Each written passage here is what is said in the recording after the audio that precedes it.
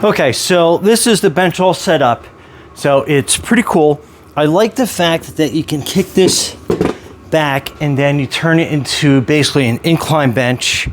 You can also do some different military presses with this, as well as kind of a decline press on that, but I'm not that aerobatic at my age. But anyway, let me show you this. So this is the incline press. So really easy to get down into. Just line yourself up and then you are pushing up, and it totally, you have a really good range of motion on this.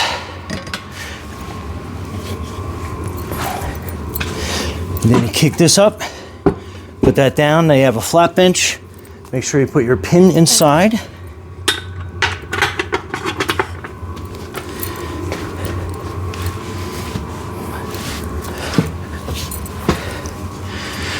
And again, you're set up. Get yourself in position. And then you have a nice bench press on this. No need for a spotter. Great range of motion. Then you're done. And then again, you can adjust these uprights. And you got some weights stacking back here. So some great weight storage. I mean, you can put a lot of plates on this.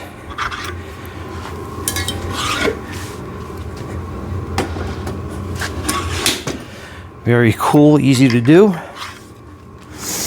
And then if you wanted to set this up for, start off on a military press, you can just line that pin up. You're good to go there.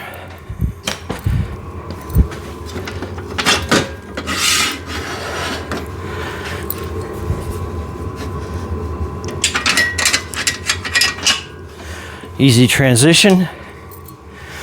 And then you can sit here and start off with a modified military press. You can slide yourself out a little bit, lean into it more. But a good range of motion on this bench. Anyway, Brian from Garvee Hall, thanks for watching and be safe out there.